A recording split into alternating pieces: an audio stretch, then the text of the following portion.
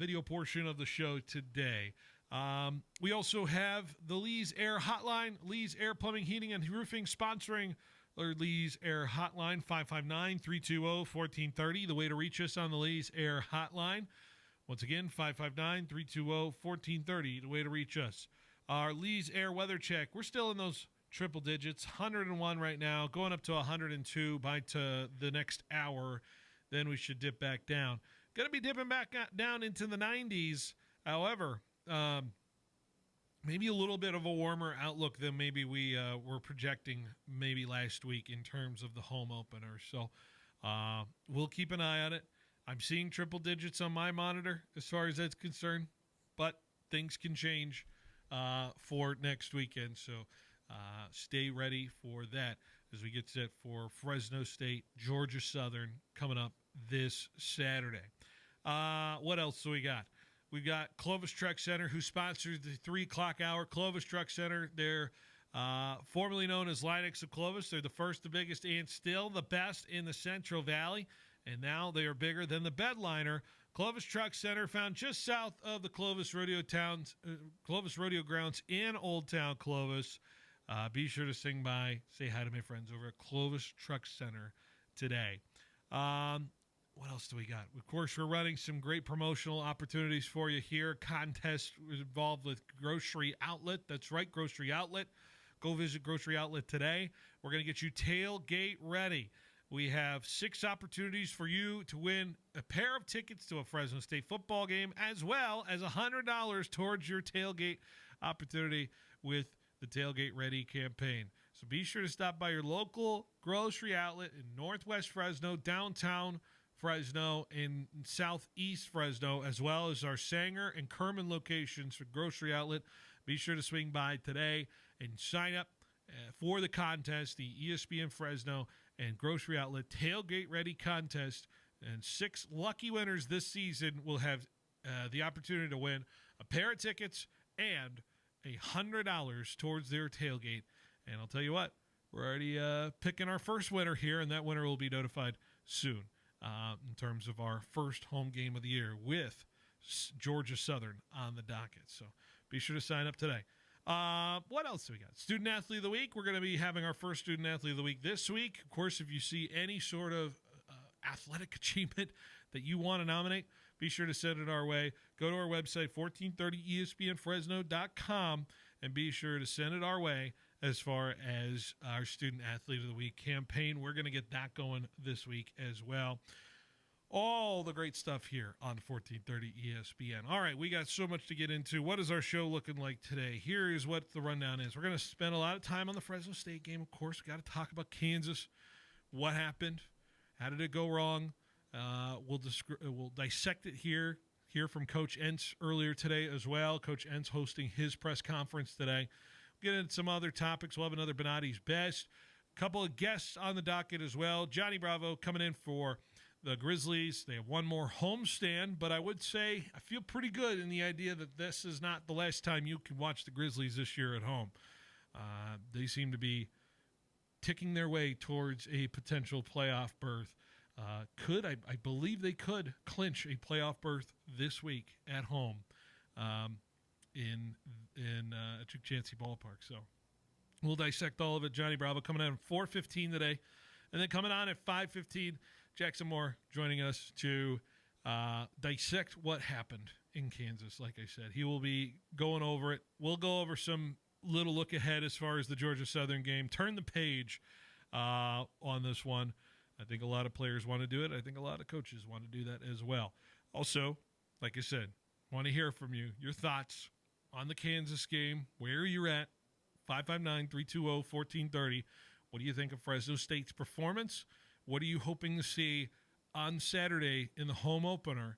I imagine a lot of people will want to see a lot better of a performance for sure. All right, so that's what we got on the docket for today. But before we get into anything, of course, on the show, I always have to ask this question that is always on my mind at the beginning of the week. It is Monday. It is great to have a solo producer in here for today. You know him as Jorge. Jorge, how was your weekend? Gotta turn on the buttons There here. you go. Yeah, it was good. It was good. I enjoyed it. I watched a lot of sports. So much sports. Yeah. Yeah, there was soccer. There was football going on. A little bit of golf. I got in there. Did you get into it? A little bit on Okay. Sunday. When LeBron's tweeting about it, you know it's a big deal. Yeah, and then I got a little bit of that tennis too. Tennis craziness. It's insane. Yeah, we can dive into all of it. There was so much over the weekend. Man. But yeah, it was good. It was good. I enjoyed it. You know what? I saw happy highlights from my lowly team, Everton FC. They got a new stadium. Yeah, they did. Nice. It looks pretty sweet. And It does. and they got the guy that I always hear people talk about in English football, Jack Grealish. I hear about him all the time. Jack Grealish? And he assisted on a goal, and it was a big deal. And they won 2-0 over, I don't think, a great quality team, but, you know. I think it was Wolves or something. I don't know. I think it was Like Brigham and something or whatever. Yeah. BYU? No. BYU? Brigham Young? I don't know. But anyways, Everton, let's go. That's where I've got it. I saw barely highlights, but that's it. Giants won a 2-3 over the weekend. How about that? Right? You know, Whatever that was going on, I was like, man, that's good. my Red Sox took 3 of 4 over the Yankees. That's why I'm rocking the Red Sox hat right now. So everything showed up rosy, except for the Fresno State game on Saturday, which I think is probably on the top of everybody's mind from the weekend for those who listened and watched and paid attention to a game that for a little bit of time I thought, okay, there's some pieces here and things are happening. And then it just kind of spiraled a little bit in terms of where the game was going, in terms of the way the team was reacting, especially on defense, which didn't really do much on the offense. The offense was getting pushed around a lot in terms of their ability to not only protect the pass, but protect the rush. Adjustments, I would say, were made in some form or fashion throughout the game. The defense finally started figuring some things out in terms of what they were preventing. Kansas kept kind of getting its own way. They got a little sloppy towards the tail end of that game, by the way. The penalties. Kansas, I think, had 9 penalties in this game for somewhere in the realm of like 94 yards. So, I don't know. I was expecting a lot more. Clearly, I think I put it out there that I thought Fresno State could win, and maybe that's just me trying to give faith to the idea of it. But I did temper the expectations of a lot of people saying, hey, it's tough to win on the road. It's tough to win on the road as a new program. It's tough to win on the new road with a new regime. There's a clear and evident reason why no Fresno State coach has won on the road since 1950 in his coaching debut. It's hard to do so. So I'm not going to knock anything as far as that's concerned. Did I think we could have had a better display of effort? Not effort. Effort's not the wrong word. A better display of prowess in this game? Yeah, I think there could have been some better opportunities. I think all the players feel that as far as that's concerned. They're looking to turn the page, of course. But overall, I thought things got out of hand quickly. And I think Fresno State missed a few opportunities. And I think it's clear and evident that this team was not at the caliber of where it was supposed to be going into this one. I think they got punched in the mouth a little bit and never really quite recovered in sense of that. But there's another opportunity this week. Or, hey, what were your feelings watching the game on Saturday? Yeah, I expected a lot more, but that was me. I feel like I was just overhyped with a lot of stuff that was happening, and it came down to reality on harsh on Saturday. I mean, they played well in the first half, and I think we know that it just got out of competition by the second half. So, you know, it was more of like, let's just play this as preseason instead of like trying to win it. I know that, you know, it wasn't a lack of effort. It was just we were just, if it feels like we were just outplayed. That like they had better athletes than we did. I felt like we were outgunned. Yeah, just kind of like they just had better stuff than us as far as not just in terms of the caliber of player. It just felt like it definitely felt like a group of 5 against you know. I know, and I know Fresno State. obviously is a school that is known to do these things, to win these kind of games on the road. I think of 2 years ago when we went and beat Purdue. It felt like, maybe I'm shortchanging Kansas. I think Purdue was not that great 2 years ago in terms of that, and we ended up beating them 39-35. I thought of the caliber of playing that Minnesota team, back in 2018, and us losing that game. Or, there's different kinds of games like this, of like where your expectations are versus where we can kind of go from this as far as that's concerned. So if you take out, obviously, all the E.J. Warner lost rushing yards, Fresno State, 60 yards on the ground in terms of that total, because he had minus 23 in the terms of the yards department. I don't find 60 yards of rushing ideal in terms of that. So that was unfortunate. 1.3 yards per carry, but once again, that's skewed with the E.J. Warner sacks because the rushing stats are so convoluted in that, as far as that's concerned. The team was not getting any help in terms of the run game. I know people were looking us to keep pace with Kansas. I thought you had to be patient with them in terms of that. I don't know if we stayed completely patient, but let's be fair. If you had to guess, what was the percentage of pass versus rush calls in this game, Jorge? Do you have a guess of where that landed for Fresno State's offense? Pass versus rush. What percentage do you think we did in calling pass plays versus rush plays in an offense? I think there was some more of a rush offense than a pass play. Yeah. So what do you got? So I would say like a 64, 65-35 maybe. It was 50-50 in terms of really? pass versus rush. Okay. Yeah. 29 rushes, 29 pass attempts in this game. So there you go. That's balance. Was it productive balance? No. But I like balance in terms of that. But the only time balance can be effective is if you're effective in both sides of the football. One complements the other. Too many 3rd and 8s, too many 3rd and 9s, too many hero plays in that sense as far as that's concerned. I don't blame E.J. Warner for feeling like he had to run for his life a little bit in that game. And I know some turnovers were ill-advised. I think his first interception, was his worst one. The second one is just kind of a freak play where it came off of Josiah Freeman's hands when he's trying to make a play happen in terms of that. And then the fumble, once again, just another one of those freak plays where he's just landing on the defender, and the defender it just happens to be right place, right time. Football falls in a weird way and everything like that. So I think 2 of the turnovers I don't think are to blame necessarily of EJ. I just think it was a little bit of a different feel in that game in terms of it. Man, it looked so good in that first drive, though, right? I go back to that first drive and what that was capable of, and I just wonder where it disappeared from in that sense. And I wonder if it was script versus not script. And then suddenly when we finally get to when I mean script, I mean usually in a football game, your first 15 plays are scripted on offense, and you know what to do, and this is what you're going to go do and run. And actually, ironically enough, one of the big plays, maybe the biggest play of that whole drive, was an unscripted play where E.J. Warner's nearly sacked, and he just flips it over to Donaldson, and Donaldson goes like 40 yards down the field in that sense. So, ironically enough, that was the best play of the scripted drive. But other than that, I liked the turning of exchanging of the running backs in that drive and cycling some guys in and out. But the rhythm after that was not there.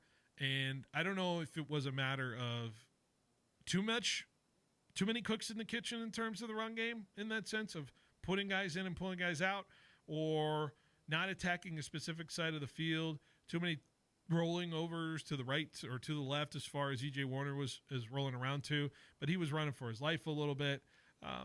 The Bulldogs just felt like they could not get into what they were good at because Kansas was taking it away from them, and that was somewhat to blame for where they put in the hole as far as that's concerned. But I hear a lot of people complaining about the defense and how difficult that it was to watch this team struggle to stop the run, struggle to stop the QB scramble in that sense.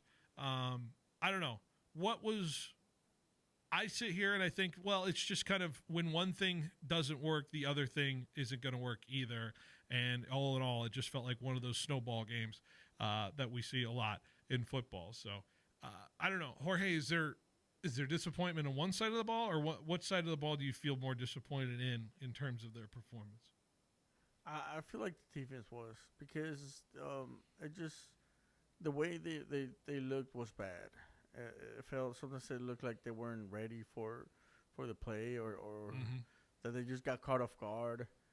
It they looked a little bit unprepared, but I think that was just part of playing a team that's not the guys that you that or that's just playing a different team, Yeah. not practice. And I think there was some good stuff that happened. There was some good plays, and there was some stuff that they have to work on. Definitely, this was a good preseason game. I wish they would have won it. Yes. However, there's things that you look at and you're like, okay, so we're competing with this type of team, not this type of teams. Yeah. 1.3 yards per rush for Fresno State, 5.4 yards per rush for Kansas.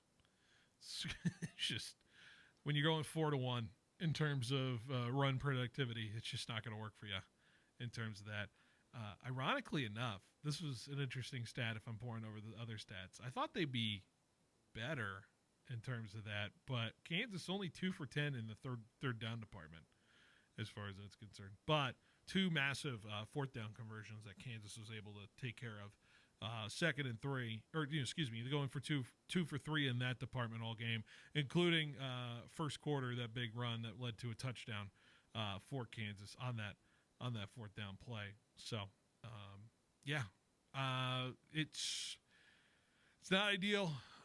Coach is obviously talking about turning the page. They looked at the tape. He went over it with the team this morning, and I want to get into some sound he said earlier today about the game. But I also want to hear from you folks. Bulldog fans, how do you feel about this start? 559-320-1430, the way to reach us. We want to hear from you. Talking Bulldogs here in this top of the show. We'll get into some other conversations behind the bench. Just getting started here on 1430 ESPN Fresno, the Valley's local sports leader. Here at Total Wine & More, you'll find what you love and love what you find. I'm looking for a whiskey that will blow my buddies away. This single barrel bourbon is a surefire hit. Oh, yeah. Whoa, did you hear that? I feel like a rock star. Well, at that price, you totally are. Find what you love what you find. Only at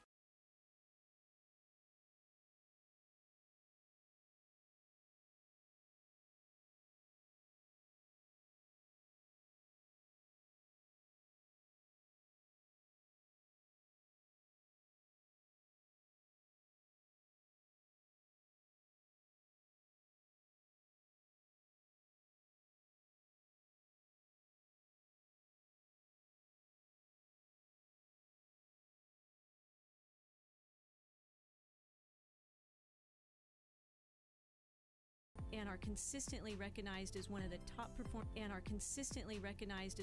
top performing banks in the nation. Hi, I'm Susan Woosner, Senior Vice President and Manager of Citizens Business Bank in Fresno. We believe in the importance of building long-lasting and genuine relationships with our customers. We want to provide you with the solutions you need to grow your business because your success is our success. Citizens Business Bank, member FDIC. It was 106 degrees. The Johnsons were sweating, and their AC, dead silent.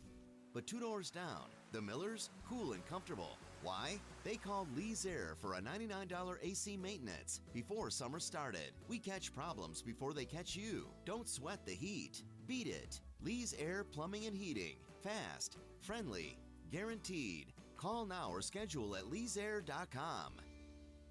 From breezy linen to performance polos, the Patrick James Summer Collection defines cool, effortless style. It's where classic West Coast spirit meets modern refinement. Discover timeless looks from brands like Faraday, Johnny O, Martin Dingman, alongside staples from Tommy Bahama, Robert Graham, and our signature Patrick James line. Made for the man who values quality, confidence, and the art of dressing well. Patrick James, California's sophistication. On Shaw, inside Fresno's Fig Garden Village. Sports fans, whether you're gearing up for your next adventure or simply searching for the perfect ride, Ed Dina's Auto Center has you covered. Now, let's hear from the 2018 Mountain West champion, Marcus McMarion. Hey, it's Marcus McMarion. At Ed Dina's Auto Center, they'll make car shopping as smooth as a game-winning play. Whether it's a truck, SUV, or the car of your dreams, their incredible team is here to guide you every step of the way. Ed Dina's Auto Center in Dinuba and now in Visalia off Mooney.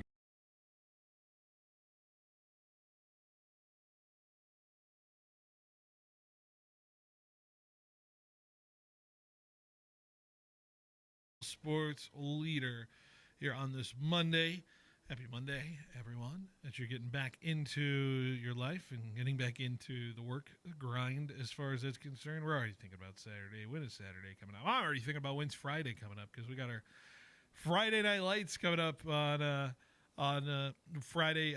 Clovis and Salinas, can't wait to get involved in that. Paul Metters, myself, and guess who? Pat Hill, going to be tagging along in that one as well. Can't wait to be calling our first game with Pat this season. So, all right. Looking at everything. By the way, I saw a headline that just popped up on my phone, Jorge. I don't know if you get the same alert as me from ESPN. I need to investigate this story longer because in the break because I need to talk about this on air potentially. Man named Babe Ruth accused of using names of dead or retired baseball players to commit fraud. I'm interested. I need to know more. But also, if you don't know if Babe Ruth is around anymore, then that's on you, right? I don't even know. I don't know the details. I don't know how people. Fraud's an interesting crime to me. But Maybe his actual name is Babe Ruth. Is that his legal name? And then he tried to keep doing it, doubling down on different. And, maybe he's just acting as a family member or something, or a long lost relative. relative. A Nigerian prince, perhaps. Maybe. Or you've never fallen for those before, right? Tennessean named man, same name as Babe Ruth, charged in a fraud case. Okay. George Herman Ruth charged with 91 counts in the indictment handed down to the U.S. District Court in Tennessee on August 12th. The U.S. Attorney's Office announced last week the 69-year-old man charged with mail fraud, aggravated theft, fraudulent use of Social Security numbers, yada, yada, yada, money laundering. Wow. He attempted to obtain more than $550,000 through a scheme. He sought payouts in lawsuit settlements ranging from contact lens pricing allegations to claims of discrimination against the staffing agency. Is this not as fun as I thought it was? He just happens, we're reporting on it just because he happens to have the name of George Herman Ruth? Dang. Yeah, here we go. It was more about Allegedly used the names of hundreds of dead or retired pro baseball players to make phony claims for payouts in class action settlements. So he was just signing up for settlements and just using names of like old baseball players to collect more because he was acting like he was like 40 or 50 different people in these class action lawsuits that are just everywhere. You see the whole telephone commercial thing going on, right, with class action lawsuits everywhere where you're watching TV at 2 a.m. in the morning, right? It's all great. Is that like J.G. Wentworth? No, that's a loan company or whatever it is. I'm talking like, if you've been hurt in an accident, contact Nelson Brothers or something. I like J.G. Network's little song. I know you do, but that's a totally different thing. No, it's a settlement, right? I don't think it's a settlement thing, is it? I thought. If you get hurt in an accident, yeah, you're right. That's yeah, it is. I thought it was It's kind of similar. I thought it was a financing company. I don't know if he did. I think it's just like lawyers that give you money until your money comes in. The indictment doesn't list the.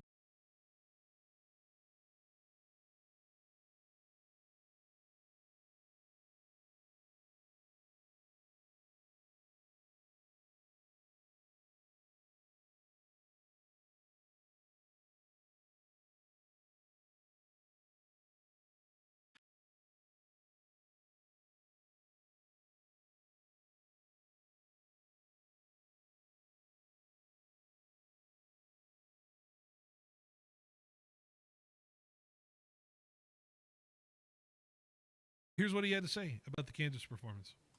There were some good things.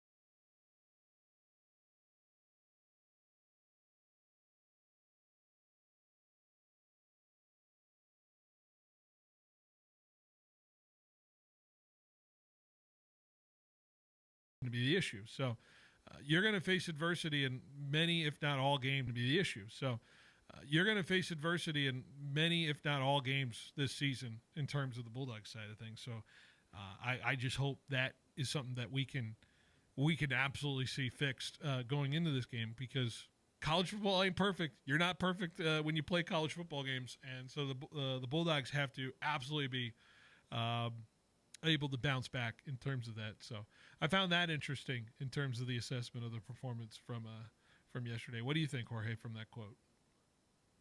I think we forget that this is Matt Ann's first, game. Oh, and I'm not saying he wasn't. BCS. I'm not saying he wasn't. Not in the FCS. Yeah.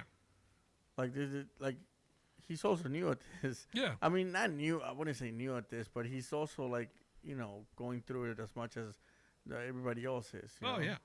So I think we need to cut him a little bit of slack. I think he's right about some things, but also I feel like sometimes it just, I don't know. It feels like somebody's got to take responsibility. Well, no, people are, and Coach said it right at the top. He's taking responsibility for this. Okay. They said that right at the top. He's not blaming anything. I want to make that clear. He is not. He's not throwing blame anywhere and just getting things out there. But I will say, the response to adversity in a football game, I don't know what. I just say, if the players weren't ready for that response, then the players have to realize that you're going to face adversity in college football games, and things cannot go dour or sour in terms of the football game if you're not going to react to it very well. That does not give me a vote of confidence if this team is down 14-7 and, here we go, we're not able to respond, and suddenly things tailspin in terms of execution because things aren't working and we're not blocking and we're not getting off the edge and we're not sealing these gaps in terms of the defensive side of things, and everybody's running around and making plays.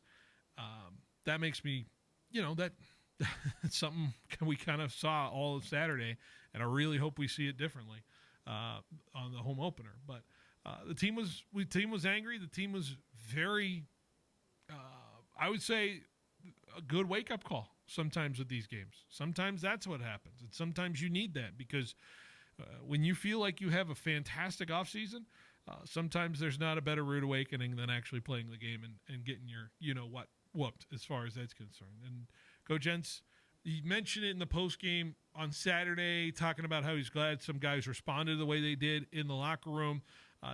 He talked about more specifically into who was responding after the game on Saturday. The first person I remember hearing walking into the locker room was Jason Jacks. Just wasn't happy and wasn't going to settle for this. This wasn't. He addressed the team right away. This wasn't the standard, and there was numerous other ones that just said that we all have to be better, coaches included, myself included. And so from that point on, I was going to take be somewhat positive this morning, address the things that we can control here. I've said it all fall camp. The team that'll beat us first is ourselves. If we allow these things to continue to happen on a weekly basis. So we got to clean some things up, but I'm excited about where they're at and what their mentality is right now. Yeah, and that's a fair place to be. It's game one. There's a lot of time left to get everything situated and figured out, and I like that the players took ownership, and I got a sense that locker room was not a fun one to be in afterwards, but also one that took a lot of accountability in the sense. And if that's what we're hearing from everybody, then I will accept that as far as response is concerned. So the matter is now what is the response in practice? Now what is the response into Tuesday, into Wednesday, and the Thursday and Friday walkthrough and all that stuff, and getting ready for Saturday? And what do your warm-ups look like as far as that response is concerned? Are you going to do anything differently in that sense? And how can this team prepare itself better for those adverse situations? Georgia Southern is slated to be a team that could win their conference. That is no slouch of a team, no matter what conference they are in. If you're going to win your conference, you're a good football team in college football. And Georgia Southern's capable of doing that. So it doesn't get easier from here for this Bulldog team. It does not. Preseason polls had the Bulldogs as the 5th team in the Mountain West. Does it feel like we're the 5th team in the Mountain West? It's hard to say after week 0 because we've barely seen some teams.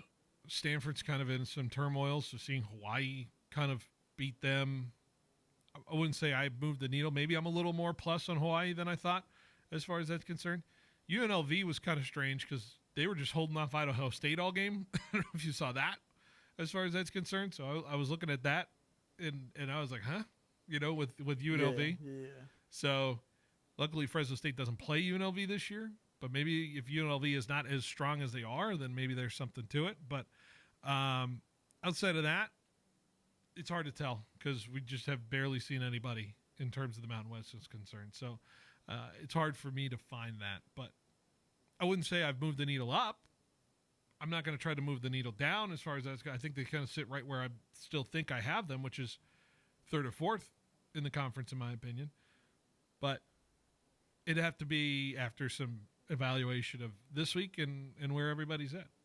So Yeah, I think I'm back home and not traveling and waking up at a good time and feeling at home. I think it's gonna do better for the dogs this week.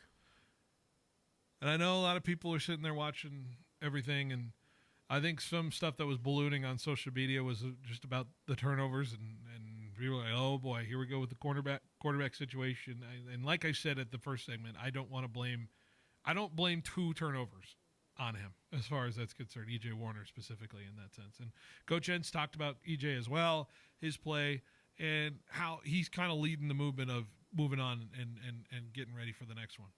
We got to learn, burn, and return. At some point, we got to learn from our mistakes, and then we got to get back to business. We can't let one turn into 2, and he needs to move on. He's a good quarterback. He has unbelievable intelligence of the game. There wasn't anyone harder on themselves than EJ was after the game, during the game. We need to give him the tools to be able to flush it during the game and move on.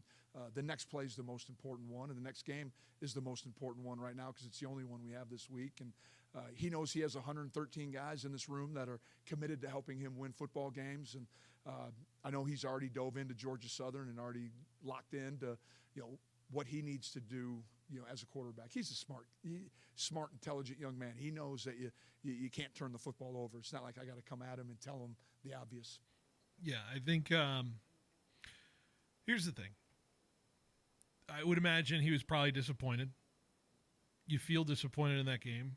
Your parents are probably there, speaking on behalf of EJ Warner. You have been kind of somewhat of a journeyman around, and you want to prove something to your new room. And it is, your new program in sense of that. It's not the greatest start, and you feel the pressure of that falling on you a little bit. And maybe there's a settling in process of having to happen. And maybe you get these mistakes out of your way early just to help yourself realize that you cannot do what you did in this game before. But also realize that I don't know if we're going to face a front like Kansas is again in terms of that, other than maybe Boise State in that sense. And so maybe there's a slight glimmer of hope in that sense. So is this Bulldog team one that is going to make waves nationally this year? I certainly don't believe it will be now with what we saw from Kansas. Is this a team that can be capable of being a thorn in the side of some of the big powers in this Mountain West, soon to be Pac-12? Absolutely. And is this a team that's capable of growing from this game one? It certainly can be as well. It is not simply set in stone of where this team is now. This team has room to grow. This team has room to improve. It is week 0. It's not even week 1 yet. And so I'm not sitting here ready to panic on everything in terms of this team. I just need to see improvement. I need to see tangible improvement week in and week out. And I think if you as a Bulldog fan sit there and watch it the same way, then I think you're going to feel like this team is one that's worth your time. Nobody panic yet. 31-7, you have bad days in the office. Kansas is very capable. Hell, Kansas, if they win the Big 12 this year, then we really feel good about it because it was all lost from kickoff. But we'll see. This team is capable of some good things. I really, truly believe it, and I'm ready to see it on Saturday when they take on Georgia Southern. So You ready to take a break, Jorge? Let's do it. Let's take a break. We'll be right back on 1430 ESPN Fresno, the Valley's local sports leader.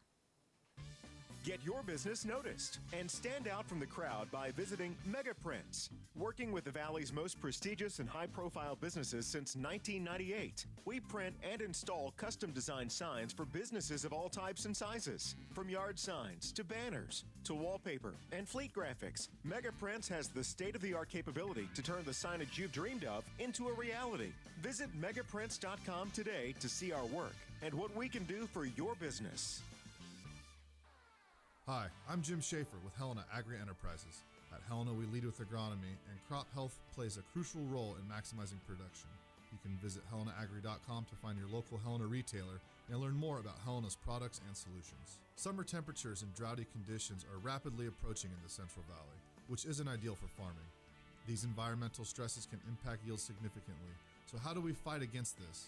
At Helena, we have a product called Megafol. Megafol contains a precision blend of plant extracts that improves crop vitality and helps defend against environmental stressors like heat and drought. So how does it work?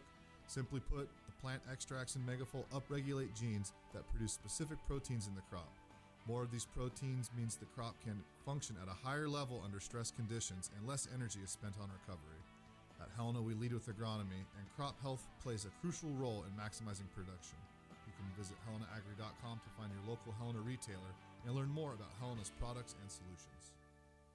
Football fans, it's Phil Benotti here with Behind the Bench. Big thing I think about with tailgates is the food, and the best place to get ready for it is visiting Grocery Outlet in Kerman, Sanger, and Fresno Southeast, downtown, and Northwest stores. Stock up and save big on quality meats, snacks, drinks, beer, and wine, and same quality as the big chain stores, but at lower prices. And while you're there, sign up for the Tailgate Ready contest to win a pair of tickets to each Fresno State home game and $100 for your tailgate only at participating Grocery Outlet stores here in the Central Valley.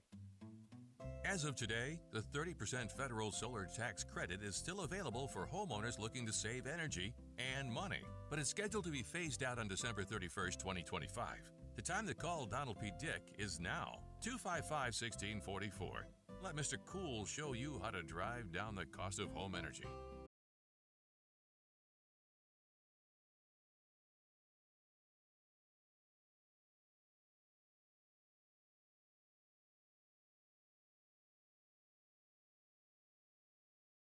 This is a family-oriented business. It's been great working for Pioneer Equipment. Visit Pioneer Equipment.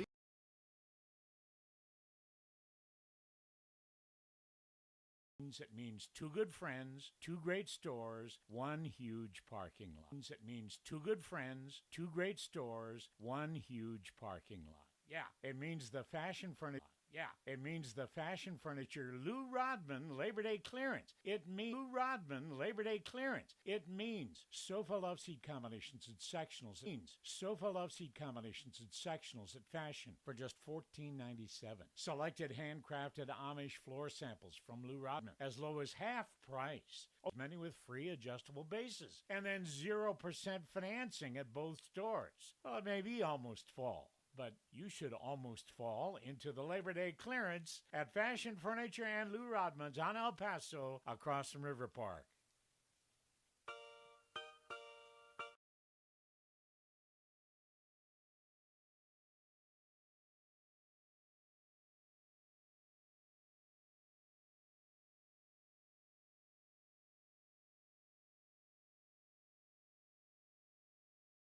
A few positives about it. How about Pearson in on 12 tackles totaling in that one. Far leading the team at a tackle for loss as well. Dude's been named captain before he played a football game for Fresno State. Now he's already making a massive impact at the linebacker position. I thought he was a really great aspect of this Bulldog side. So Jaden Pearson, I would give him my kudos. I don't know if you picked up on Jaden Pearson in that game, but 12 total tackles in his debut. I don't know what that leads as far as that's concerned. I don't know who's had the most in their debut as far as that's concerned, but that's a good stat line at a linebacker spot. Yeah, we definitely, are looking for someone to take over, with some great players that had left, and I think that he's Pearson, man. Get used to that name. Get used to that guy's going to be special for this Bulldog team this year. Another shout out. How about Brandon Ramirez getting some play? San Joaquin Memorial and also out of Hanford. Kid at Hanford. He was making some impact runs. I wish we saw a little bit more in terms of his running capacity. They're also trying to figure it out, running back number 2. Yeah, where the balance is. I think what styles they have and where they could most likely fit behind Donaldson. So, yeah, I think that was good. Yeah. I think they're going to figure out that offense a little bit more with the run game. Sometimes it just isn't your day. It just isn't your day, and that's how it works as far as that's concerned. So there you go. Okay. Let's get to some other sports stuff real quick over the weekend. Why not acknowledge it? Why not? Giants just beat 2 out of 3 out of the best team in baseball, by the way. I don't know if you did you watch a single second of Giants baseball this weekend? On Saturday, I did kind of turn to it because I saw the score and I was like, wait, okay. 7-1. And then yesterday, I was like, I got the notification that it was a close game, and I'm like, is this really happening? Because on the 8th, they were losing, and then on the 9th, they were winning. So, Elliot Ramos with a 2-run little RBI with 2 outs off their closer. I know, right? It was something that I didn't expect at all. Not after this last few weeks.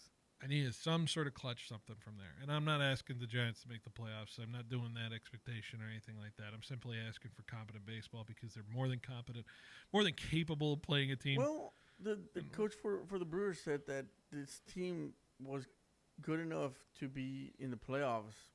I mean, at least in team-wise. But, they just gone through a really bad time. Farted around for a month and a half. Yeah. In July and August. It's just been so bad. It's just been so bad, especially at home. It's been horrible. And guess where they come back? At home.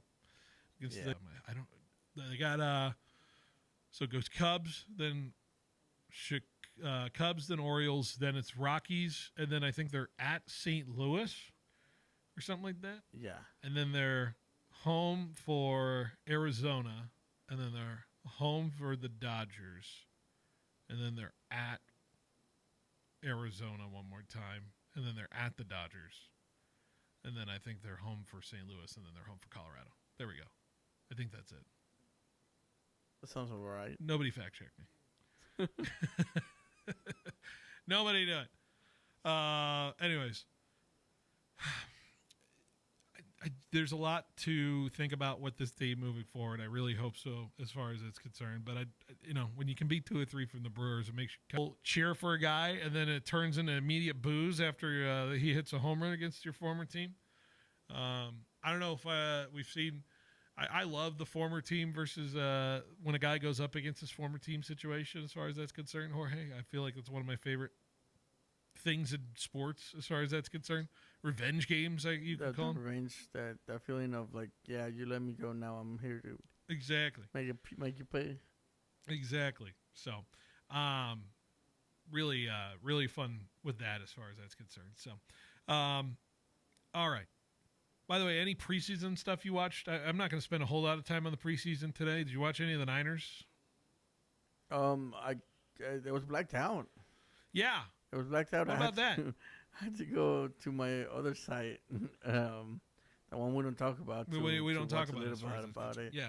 But I did watch. I watched the last touchdown where T.O.'s son saw some of the highlights as far as that's concerned. Yeah, it was the last touchdown that they threw. They threw it at T.O.'s son, and he went on a good route and got separation from the defender and was able to score the touchdown. Okay. For the win. All right, we'll see. Now the cuts are coming. By the way, I don't know. It's weird because he didn't have like a.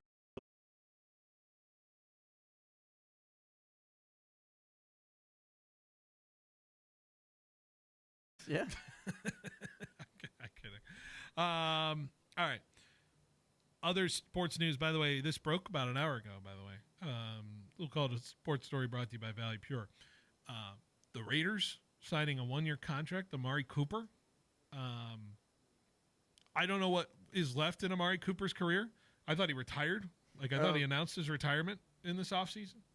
Yeah, but he was never like officially retired, I guess. No, I thought I saw an official like, "Hey, I'm going to retire" thing, or he plans to retire, and now suddenly he's signing a 1 year. He was planning to retire. Yeah, because he wanted to go back to the Cowboys, and then the Raiders were like, "Hey, so Jacoby Myers doesn't want to play for us anymore. Yeah.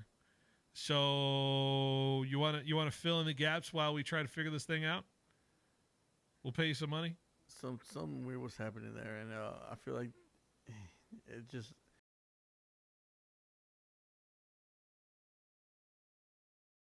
The 2016. 2016, yeah. Was Amari Cooper and a legitimate 1-2 punch as far as the wide receiver concerned. I always, as far as that's concerned with the Raiders, it really kind of started there for me as far as the downturn of it, because I get Amari Cooper's not like the greatest wide receiver in the history of the universe, but I didn't see really why in terms of the way they traded him away, and still never understood the reasoning for it. When you have a core, you try to keep the core as much as together. It's just kind of like what the Bengals are doing. Was he the last one to get picked by Al Davis? Al Davis? Yeah, because I think he was a 14. He was a draft pick in 14 or 13. Might have been right. He was right. Maybe he was the same class as Carr. He always picked speed. Yeah. So maybe. And he was everything, man. Their peak Amari Cooper and Raider games, man. That was something else. All right.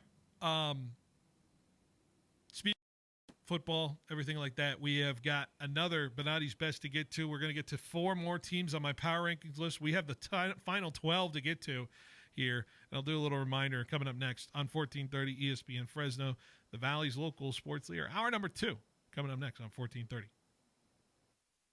At FFB, we know behind every business is a person. That's why we're more than a bank. We're a partner, a farming-focused bank for hard workers, a future-forward bank for big dreamers, and a family-friendly bank for the next generation of owners. From first ideas to major milestones, we're here to help you chase your goals and score big. So what can FFB mean for your business? Find out at ffb.bank. That's ffb.bank. FFB Bank. Let's win together.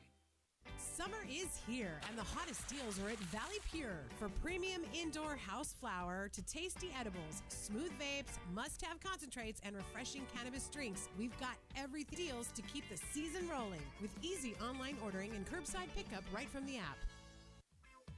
Need cash? If you've got a car, we've got the cash. Clausen Honda wants to buy your car. If it's running, we want your late model Toyota, Hyundai, Kia, Subaru, Acura, or Honda. Just call Clausen and ask for our VUP to schedule your appraisal appointment. In just 10 minutes, you'll get your cash value quote.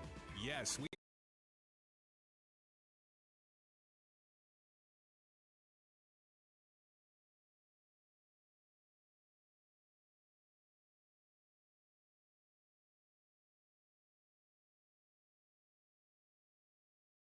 Design department can help optimize your warehouse storage capabilities and increase your productivity with a large local stock of pallet racking. Ever for your prescriptions? Ever for your prescriptions? Grizzly Pharmacy is here to tame your healthcare needs. We fill most prescriptions in 15 minutes or less, always accepting new patients, and enjoy free delivery to your home or workplace in Fresno and Clovis. We accept all major insurance, including Medi-Cal, Blue Cross, and Optum Rx. For our Fresno location, please call 559-424-0423 or visit grizzlypharmacy.com for more information. Hustle up, we've got 8 more floors to go before lunch. Sarusha's window washing business is reaching new heights. Wipe, and let's roll. They need more certified cleaners to keep online reviews crystal clear. Team, I know we're hustling, but watch for streaks. Candace, can you give me a hand over here? Indeed can help them hire great people fast. I need Indeed. Indeed you do.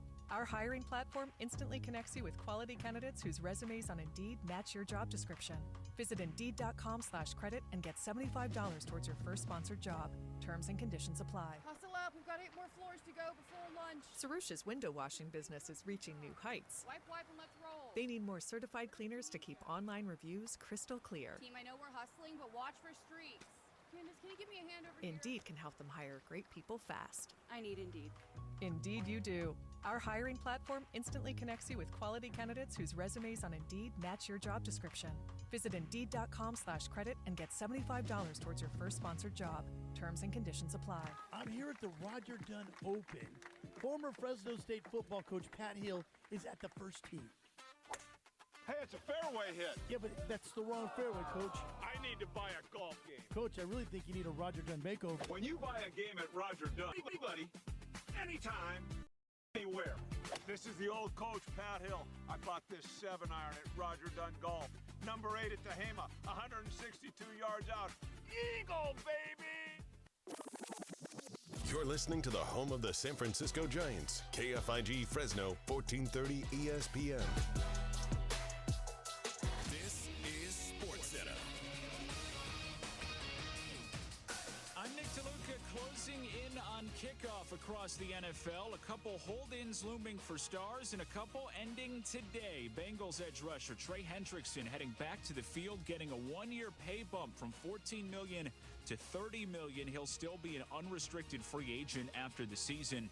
Before the agreement, Hendrickson had not participated in any offseason workouts. Coming off his best season in the NFL with a league-high 17.5 sacks, was named an All-Pro. Terry McLaurin also getting his deal done today. Commanders star receiver signing a 3-year deal worth up to $9 million. Has been a 1,000-yard receiver each of the last 5 seasons. Only Devontae Adams, Mike Evans, and Justin Jefferson are in that club. Leaves Micah Parsons waiting for his contract. Quarterback Dak Prescott hoping they can get it done. He won't be on the field with me. With a team. Oh, yeah. I've got confidence. I've told y'all that way back when. And I'm just going off of experience, honestly. No different than mine, so I've got confidence in that. Just hoping, which I know he is, he's ready to play. Cowboys a week and a half away from their opener against the Eagles on September 4th, while the Raiders are adding a receiver. Signing veteran Amari Cooper to a 1-year deal. Was the former 4th overall pick by the team back in 2015 when they were in Oakland. Hey, it's Michelle Smallman, and coming up Tuesday, Jackson Dart, Tyler Shock, or Shador Sanders. Which rookie quarterback not named Cam Ward is destined to start more games this season? It's Unsportsmanlike, 6 a.m. Eastern, right here on ESPN Radio, ESPN2, and ESPNU.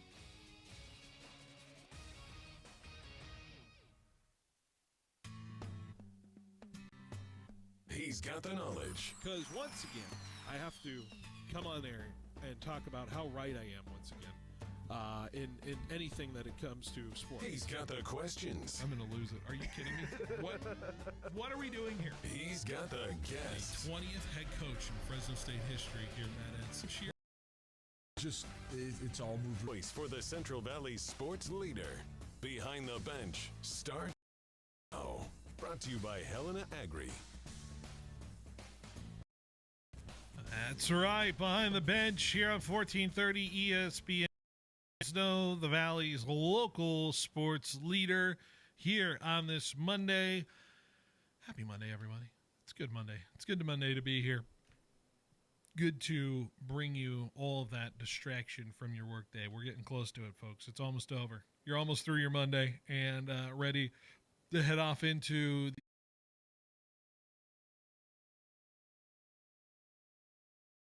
taking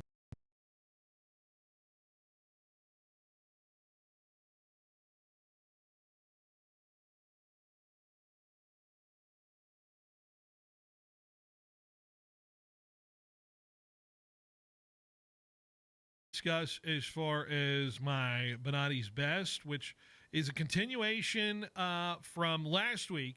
So I went over halfway through the power rankings, my official power rankings of the National Football League teams here.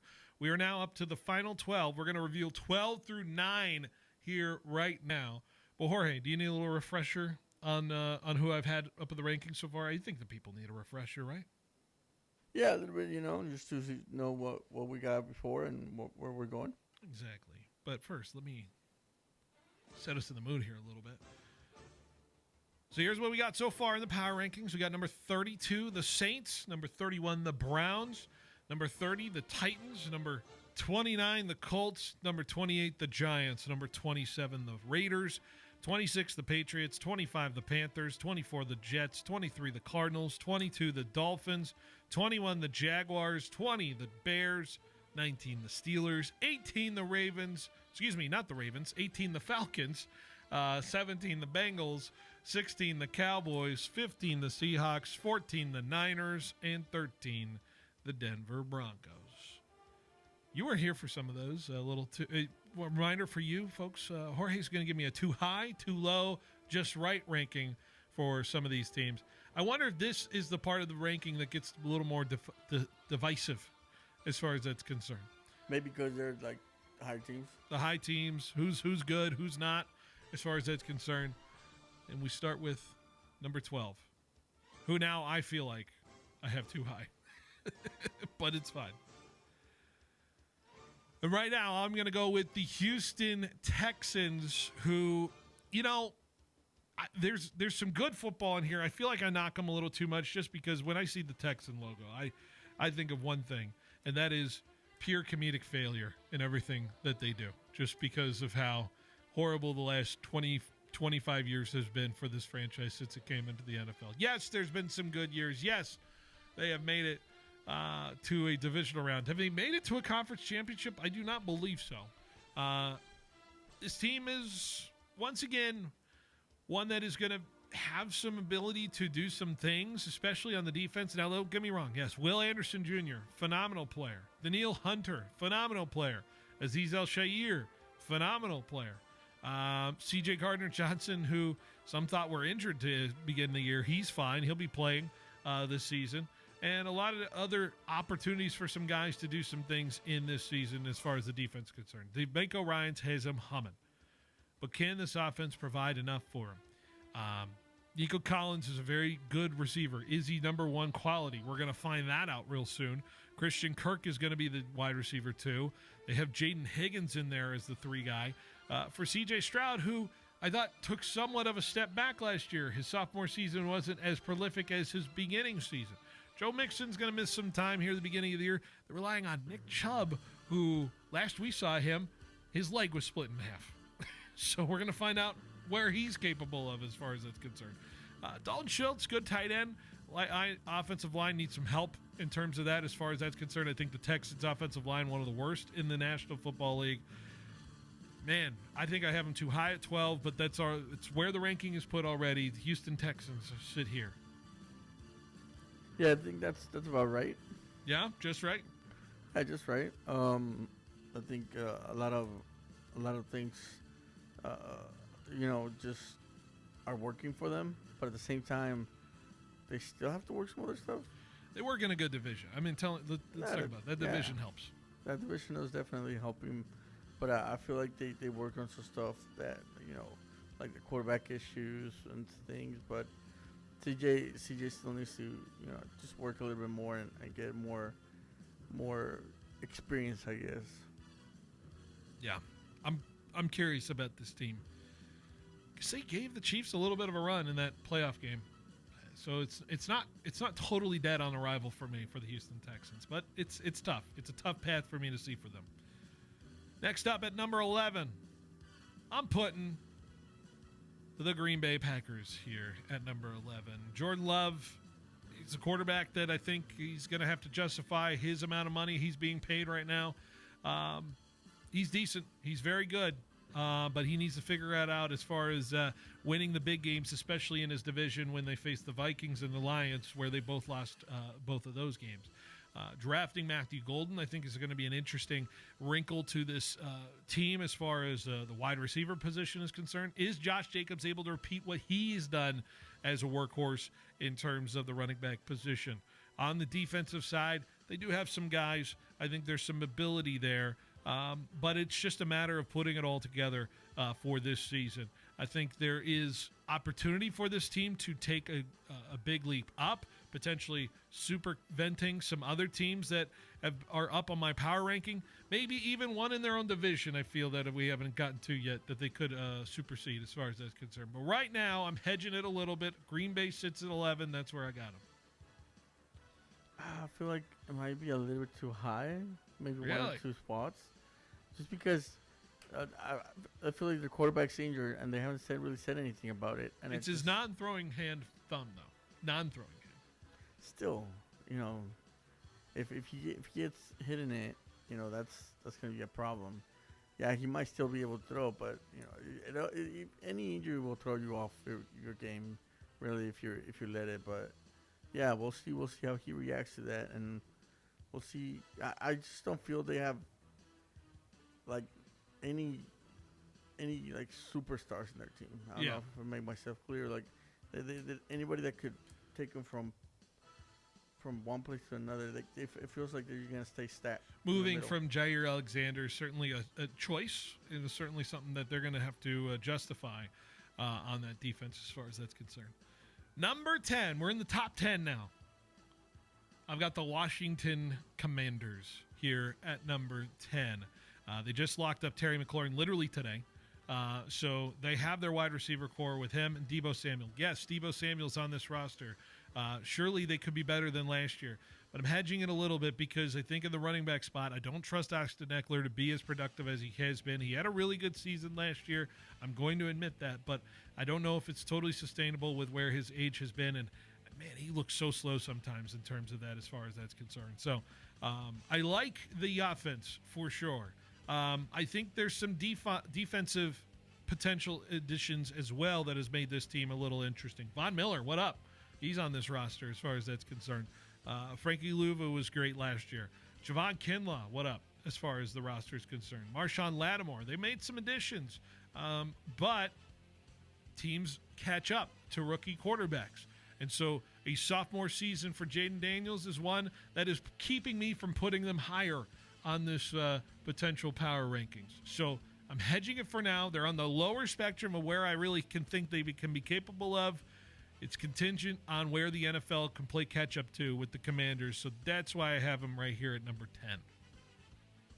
Yeah, I feel like that's a good spot for them. I don't see them, higher than that right now. I think I got to see them watching. I got to watch a game from them to know that, they I feel like there's more upside to them, but number 10 should be fine. To number 9. And this team's a little fluid for me as far as that's concerned. I might also feel like they're a little high. But I have the Los Angeles Chargers sitting here at number 9 with their potential on the offense as far as that's concerned. They do get a big hit with Rashawn Slater going to the IR. They have some other decent pieces on the line that can help them do what they want to do, which is Jim Harbaugh and company football in terms of ground and pound and make the play action happen as far as that's concerned. Marion Hampton going to lead things off. Najee Harris, who I think is a solid signing for the Chargers, keeping the load off of him, potentially with some good running backs. Welcome back Keenan Allen to this roster. That's going to be interesting to see if he can turn back the clock as far as that's concerned. But they're going to have to find some consistency on offense. They lose Joey Bosa on the edge as far as that's concerned. So where can they find it on the rush as far as that's concerned with Khalil Mack being in there? Tui Piloto as far as rookie is concerned. And also Derwin James, still like him in the back end of a defense. And can't wait to see what this Chargers team is capable of, especially one that wants to challenge for the Kansas City Chiefs. I feel like maybe it's a little bit too low. Really? Maybe. You're high on the Chargers. Yeah, I just feel like they have everything going for them. A coach that already knows second year with the team, a quarterback that is looking better than what it was. Maybe their defense is the only flaw, but I feel like they're well rounded. So that's why I'm thinking it was a little bit lower. Chargers are interesting, right? Because they had a playoff run last year where we thought, okay, they could be capable of being a dark horse in that playoffs. Herbert, phenomenal year in protecting the football. He was horrible against that Texans defense. I think he had more turnovers in that game than he did all season in terms of it. So Justin Herbert, I don't know if he can be that bad in a playoff game again. It's been a couple playoff games now where it's been real shaky for Herbert. What does that matter as far as that's concerned? We will see in terms of that. But curious to see what this Chargers team will look like. I'm going to take the gamble and put them at number 9, so I'm curious where it is. But we're down to the final 8, Jorge. Do you want to hear the teams that are in the final 8 in no particular order? Sure, why not? Lions, Chiefs, Bucks, Bills, Ravens, Vikings, Eagles, Rams. Lions. Rams? Yeah. They're all there. It's all who we got left. I guess. What do you mean Lions? I don't know. I just feel You don't think the Lions are top 8? Top 10, yeah. Maybe not top 8. Ooh. They lost a lot of stuff. Spicy take? They lost one of their coordinators too, so I get it. Patriots lose them all the time, and they were winning for 20 years. come on, but they had it was different. It was different. It's different because Dan Campbell ate Bill Belichick. Is that what you're telling me? Exactly. He ate Bill Belichick? All right. We'll see. All right, let's take a break. And when we come back, our guy is here. Johnny Bravo's in studio to chat Grizzlies' final homestand. But I don't think it's their final home games of the year. I'm gonna make a little prediction on that. So we'll talk Grizzlies baseball coming up next on 1430 ESPN Fresno, the Valley's local sports leader. Drum roll, please. KFC is bringing back the bold, craveable classic guests and fans have been asking for. Hot and spicy wings and potato wedges. For a limited time, the ultimate fan favorite pair will make all your game days this season even more delicious. And that's not all. While it feels like competitors are continuously making their food smaller and smaller, for the same price, the Kentucky Fried Chicken Sandwich remains bigger and better. Guests can get it for just $3.99 for a limited time. You can't beat that, only at KFC. Summer's winding down. The trips, the pool days, the backyard barbecues. Now it's back to your daily routine. And Jones Cleaning Center is here to help you make the most of it. With Fresno's only 24-hour self-service pickup and drop-off drive-thru, you can skip the hassle. Drop off by 9 a.m. and enjoy same-day service at no extra cost. From work clothes to weekend wear, table linens to bedding, Jones Cleaning Center keeps it all fresh and ready so you have time for everything else. Serving Fresno for over 55 years. On Palm just north of Herndon or online at jonescleaning.com. Hey Fresno, Chris Swart out here, operating partner Jack's Car Wash Companies, located on the southwest corner of Cedar and Shepherd. Don't miss out on this winning combo. That's right, Jack's Car Wash has a brand new Pepsi and Coke soda fountain, plus a new Keurig coffee station featuring your favorite national brands. Plus, Jack's full detailing is backed by popular demand. Schedule yours today by calling 435-7335. Jack's Car Wash and ESPN Fresno, the double play of a great car wash and a great broadcast. Let's go Giants! Hey, what have you got there? Travel brochures? Yep. I'm working hard now, so someday I can see the world. I know you've got a successful career going, but that looks expensive. It's okay. My advisor at Thiessen-Duker Modern Wealth Management has me on a plan aimed at my goal of financial independence. Why Thiessen-Duker? They're different. They use advanced AI technology to analyze all of my investment strategies and show me projections. It's technology a lot of other advisors don't use. And they're independent, so they can show me any investment option that's right for me, not just products from one Wall Street company. That does sound different.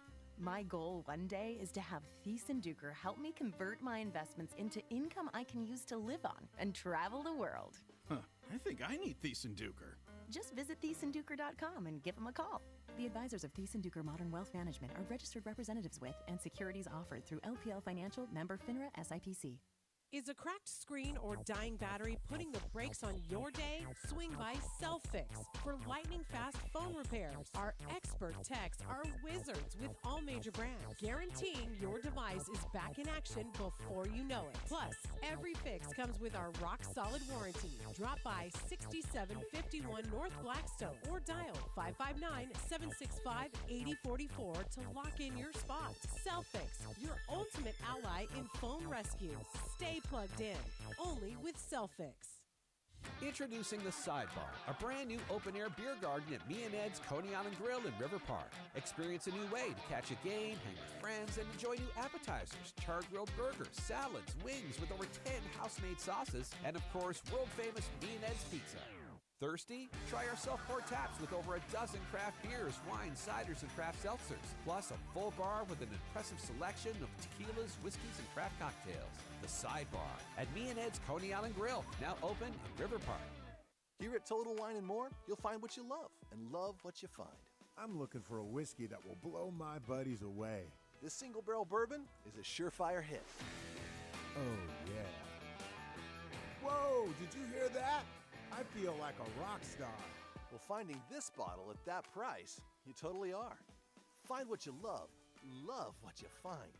Only at Total Wine & More. Pickup and delivery available at TotalWine.com. Drink responsibly. B21.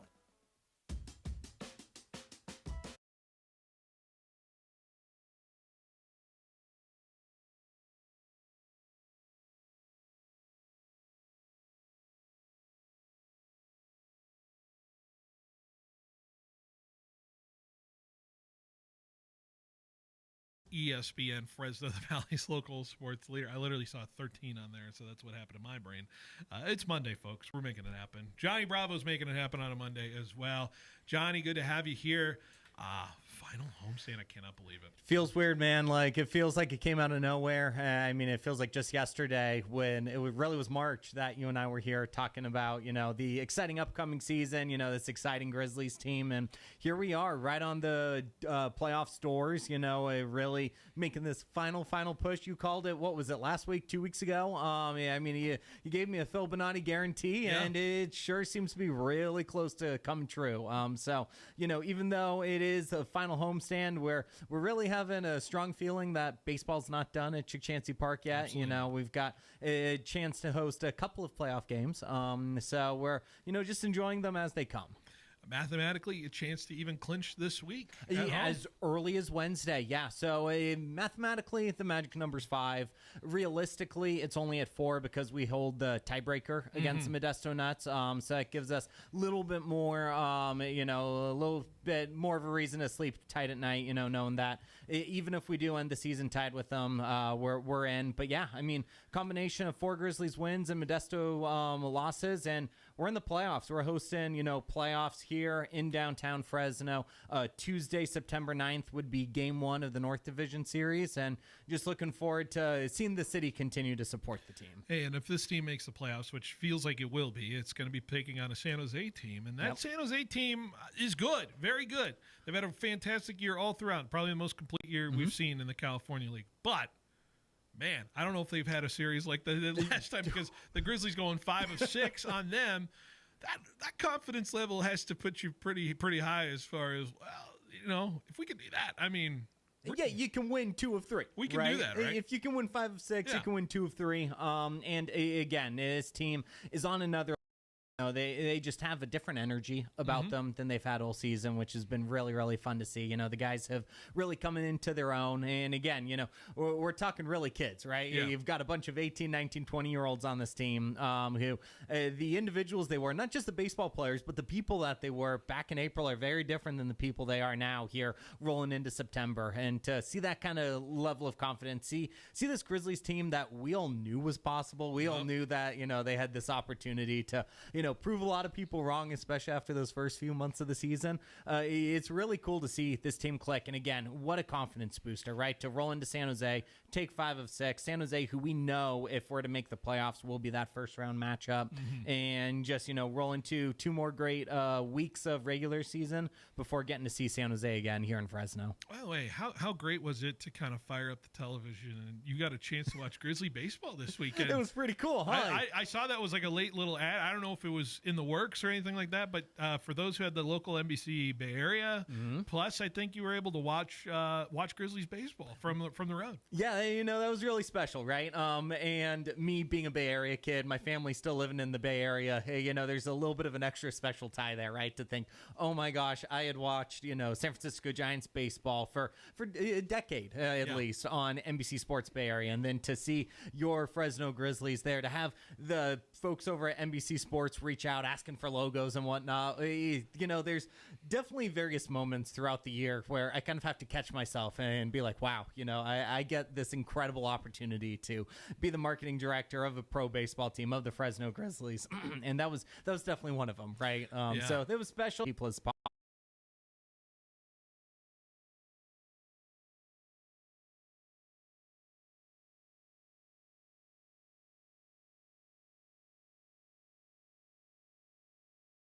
team that's been surging in their second half. So it's not an easy feat to get a win against this team, I'm sure. So maybe for the way these teams have been playing, maybe a potential preview of championship series. That's what we could be looking at this week. Yeah, it's very possible. And you bring up that series from a few weeks ago down in Inland. And this is a very different Grizzlies team, right? And I think that's really exciting to our guys in the clubhouse, where that team that faced Inland a couple weeks ago didn't have Tanner Thatch, didn't have Ethan Holiday, it didn't have the maturity that these guys have even a few weeks later. So to be able to look back, and that's one of the joys of minor league baseball, right? And that's why this season is split into two halves, because those really are a good chance to kind of scout out the opponents, not only, before you play them, but as you're playing them, knowing that they might be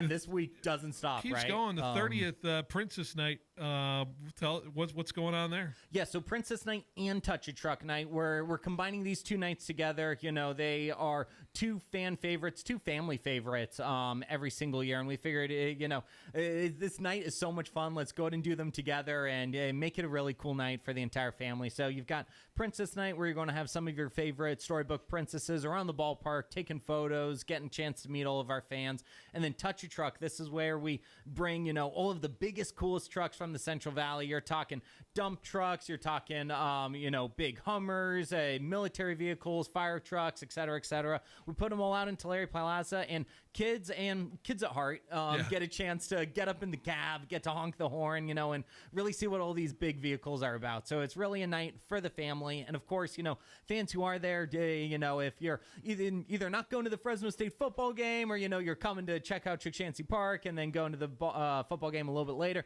we will be updating fans throughout the night with the score, and no worries about that at all. And, all of us will be watching it as well, cheering on both the Dogs and the Grizzlies. Then Sunday, we've got our Fan Appreciation Day. So a final regular season game of the year, final game on the calendar. The day game, which will be really fun. So 12:05 first pitch, a little bit different than your typical Sunday. And we will be giving out prizes to lucky fans after every single half inning. So this is a tradition that we've done for the past few seasons during Fan Appreciation Day, where, at the end of every half inning, we choose a lucky fan, and they'll go home with, everything from a signed baseball to, a game-used bat to everything in between, as just a way for us to say thank you to California for all of their support for the season. And, I think that's a great opportunity for fans, obviously, to end the regular season there. Obviously, they have the final road trip of the year still left to go, but it just feels like it's culminating to a lot of great things for this team. They go to Rancho to end the year. Johnny, I have a question. Obviously, you guys, I know you're not counting the chickens before they hatch, but who's making the run to get all the sparkling cider so they can spray in the locker room? Are you going to be lining the locker rooms? Who's in charge of that? It's so funny you bring that up, because again, you don't want to jinx anything, right? You're all of us who work in baseball are superstitious. But you right? got to work in budgets here, Johnny. But you got to work in it, right? Exactly. And Tim and I were just talking about that this afternoon, because it really varies from team to team. Some teams want to celebrate clinching a playoff spot. Other teams want to wait until they get to celebrate the whole dang thing. I remember Steve Solis a couple years ago had told me of, why would we celebrate? We haven't won anything yet, right? So those talks are happening. We've got incredible clubhouse managers who handle all that, right? Our home clubhouse manager, Colin McGuire, has been with us for a few years, and he's truly the pro at that. So him and Jason Espandula and the whole team will worry about tarping the it's gonna get real sticky. It does. It absolutely does. Well, remember, that clubhouse just went through a renovation a I couple know. years ago and all that. But no, Tim, Jack, and I will be in there getting all the coverage, getting all the footage. And then, we'll make the trip to San Jose and wherever in the South we're going to make sure that we're bringing all the championship content to our fans. You got your goggles ready? Johnny? Goggles ready, you know it. I got, the plastic bag over the iPhone, that kind of deal. We're ready to take it on for sure. Another thing, you guys, speaking of this season, we're focused on this season, but another thing that was released is next season's schedule. Yes. You guys dropped that as well, and we don't need to dive into it too in depth. Opening day, April 7th, which is a Tuesday against Stockton. That'll be the opening series. First time I'm seeing Ontario on the schedule, so that'll be a new side. 4th of July back, and it's going to be it looks like a 6-game set, just standard series against Ontario at home, and you get to close the season at home. Yeah. What's the difference between there when you get to close and they open a 3-game set in Visalia, but you get to close at home against San Jose? How about that? Yeah, absolutely. No, it really is a trade-off, right? And you love any time you get to end the season at home, especially because usually that means you're in the playoff hunt, right? You have that chance to have that clinching game at home. We're in a lucky position this year where, we got hot at the right time. Modesto started to kind of falter at the right time. So we still have the chance to clinch at home this year, which is really cool. But having that true final week of the year, at Chansey Park special. And then you mentioned it, 4th of July, coming back once again to downtown Fresno. We know how important that is to our community, how important it is to the Central Valley at large. So to be able to bring that back. And then the Ontario team will be really exciting, right? I've heard just nothing but incredible stuff about that ballpark. And, it's another Diamond Baseball Holdings team. So it's part of the same ownership group portfolio. And just everything I've heard is that they're doing that ballpark right. So it's one that I think a lot of our front office, a lot of our fans might make the trip down that first away series in Ontario, just to get to see it, get to see this beautiful new ballpark and to be able to welcome them to the California League, which, it might next year be aptly named the Growlifornia League if we end up winning this championship, but let's not get too far ahead of ourselves. 24 games against Visalia. Yep. So is that telling me Visalia is now... Are we confirming in the North? I seriously don't know. Okay. Or is division? Who knows if division's out? Yeah, I'd assume it would probably mean they're in the Northern Division, but I truly do not have any insider info. How about 24 cracks at the Raja? I mean, hey, I'm not going to argue that. No, absolutely. Especially if this team continues to click going into 2026. It kind of has that feeling of that 2021 schedule where we played them what felt like half the games. I know it wasn't, but sure felt like it. So to be able to get, a couple more shots at them in 26 will feel really good. I know, theoretically, if Visalia is in that division, I'm looking at it, 4 of the last 5 series are going to be against the north side. So a lot of playoff opportunity down the stretch if you're going to really look at it. 2 series against San Jose, 1 against Stockton, Visalia there. It's an interesting schedule to say the least, and I'm just happy you guys got 4th again. Me too, man. No, again, it's extremely important. It's something that we bring up to the league every single year. We've been really fortunate. We know that it's not a guarantee every single year, as much as we like to think it is.